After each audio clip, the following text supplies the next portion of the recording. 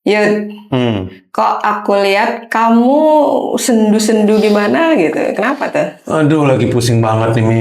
Jangan sendu-sendu dong, emang kenapa? Cerita-cerita. Ini kemarin kan aku jalan sama pacarku nih. Terus pulang-pulang ngambek dia cemburu. Gitu. Ya ampun, jealous. Padahal kemarin cuma fotoan aja sih. Aha, sama? SPG. Cuma fotoan aja, tapi kan dia minta, kakak ngerokok nggak? Kalau nggak gini untuk data, habis itu fotoan bareng, langsung pulang-pulangnya ngambek, cemburu. Jadi bingung nih. Oh, SPG-nya cakep barangkali. Oh ya, pasti lah. Ya. Tapi cakepan pacar saya sih. Oh iya. Kalau kayak gini, saya harus ngapain ya ngadepin orang cemburuan kayak gitu ya? Menghadapi orang yang cemburu, pasangan ya, secara khusus, ya kan? Kan bisa aja ada orang yang sebenarnya nggak ada relasi ataupun nggak ada hubungan sama kita, itu bisa cemburu loh, melihat kita bareng pasangan gitu. Oh, bisa karena gitu? Karena dia ada rasa suka. Oh, sepertinya saya tidak ada sih seperti itu. Tapi boleh sih, pingin tahu juga gimana sih ngadepin pasangan yang lagi cemburu buta kayak gini. Iya, secara khusus pasangan ya. Wah, ini agak sulit sih, karena kan kalau pasangan udah cemburu, itu sudah dikuasai emosi. Betul. Udah perasaan sudah merajai semuanya. Jadi berpikir logis pun kayak susah gitu, rasional pun, dan memandang permasalahan di hubungan tersebut gitu ya, itu susah, nggak bisa rasional gitu. Salah satu cara adalah membiarkan dia mengungkapkan unek-unek dan emosinya. Aduh, bawa belur dong saya. Sayang, aku cemburu nih sama kamu, bla bla bla bla bla bla gitu. Tapi ada dua tipe. Ada orang yang memang to the point itu gitu ya, bisa ngomongin kecemburuannya. Ada juga yang avoidant gitu, alias kayak ya diam aja. Dia cemburu tapi dia mendiamkan gitu, silent treatment ujung-ujungnya. Wah, ya saya yang kedua sih. Iya. Saya didiemin.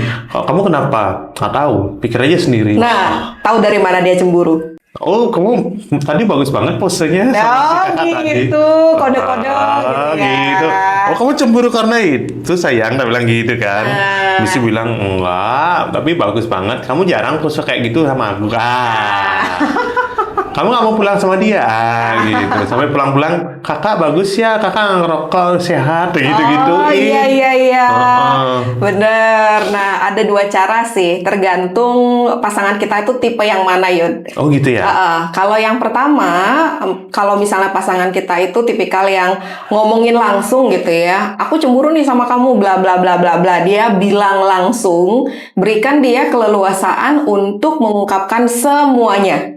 Jadi kasih dia waktu untuk ngeluarin semuanya. Oh, dikeluarin aja?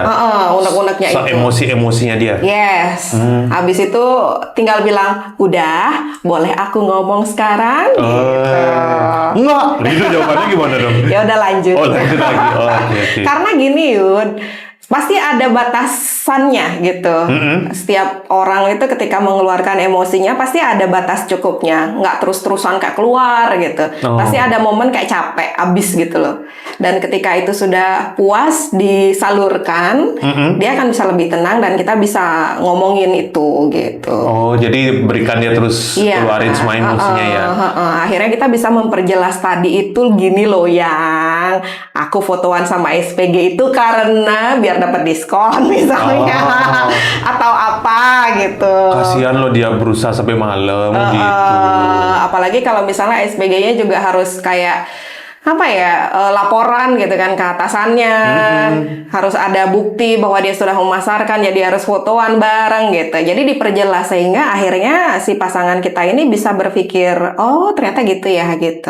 Oh, itu ngefek ya? Ngefek, sangat ngefek. Jadi emosi itu emang harus disalurkan dulu.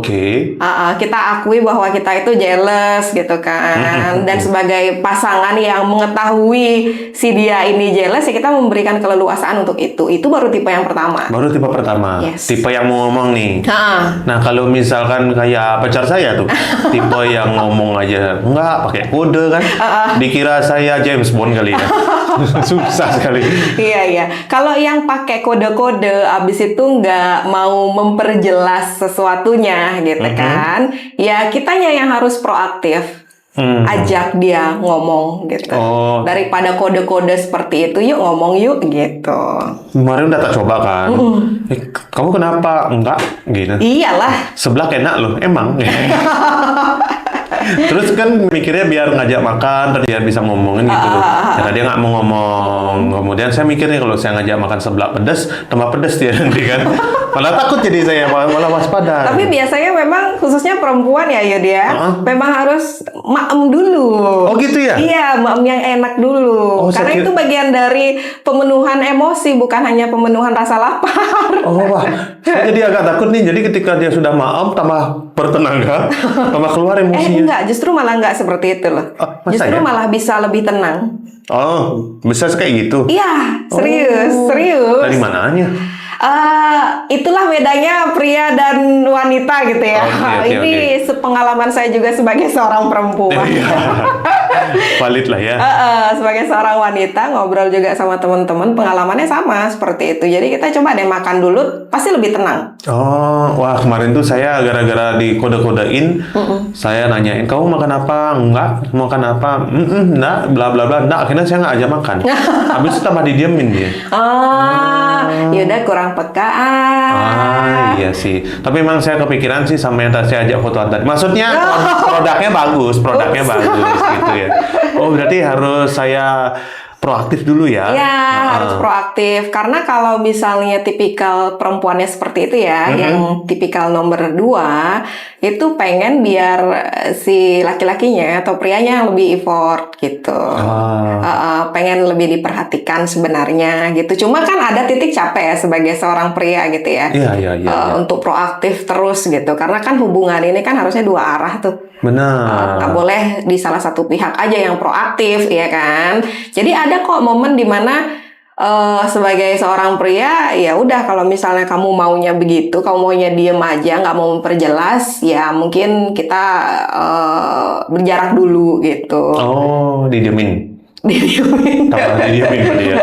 Didiemin kesannya gimana Oh, gitu enggak ya. gitu ya? Tetap kasih perhatian, cuma tidak membahas itu dulu gitu. Oke. Jadi Yuda dengan pekerjaannya Yuda barangkali kan pasti ada yang dipikirin toh selain soal hubungan, ya kan? Saya mikirin dunia sih. Apakah ayam akan menyerang populasi manusia gitu ya? Itu salah satu yang paling pelik sih ya. Itu aja sudah membuat saya berpikir sekarang harus ketemu tambah masalah kayak gini kan. Iya, ada momen dimana kita harus mundur dulu dari permasalahan itu. Betul. Sampai akhirnya si pasangan Yuda atau pacar nih atau siapapun itu itu akhirnya punya inisiatif, punya kesadaran kayak perlu ngomongin deh nih, kayaknya nggak bisa deh seperti ini, karena memang manusia itu pasti akan mencapai titik kesadaran tertentu, cuma butuh waktu, kayak ada timingnya gitu loh Yud. Tapi gitu ya. memang disarankan kalau kasusnya begitu ya si cowok nih yang harus effort dulu, proaktif gitu. Begitu, benar-benar juga ya. Wah, memang itu harus ada komunikasi untuk ngasih informasi ya, atau minta agar dia mau ngomong dulu ya. Iya, benar, dan komunikasi adalah kunci. Benar. Komunikasi adalah kunci siapa nih? Nah, kan saya kehilangan kunci kan. Nah, kan kehilangan nih komunikasinya, sepertinya lagi berjarak ya. Aduh, mana ketinggalan apa di tempat foto kemarin ya? Saya nyari kunci dulu ya. Oke. Ya ampun, mana kuncinya? Kunci! Gimana? Kejawab nggak kegalauan kalian dari obrolan kita tadi? Emang ya, susah banget kalau logika ketemu sama perasaan. Bawaannya berantem terus. Tapi tenang, bareng Bligong Yuda dan Mika Karisa, kita akan coba kasih solusi terbaik dari segala macam pertanyaan yang menghantui kepala kalian nih. Pantengin terus podcast Hati versus Otak di hari Rabu jam 8 waktu Indonesia Barat, dan kasih otak dan hatimu berteman malam ini. Besoknya berantem lagi.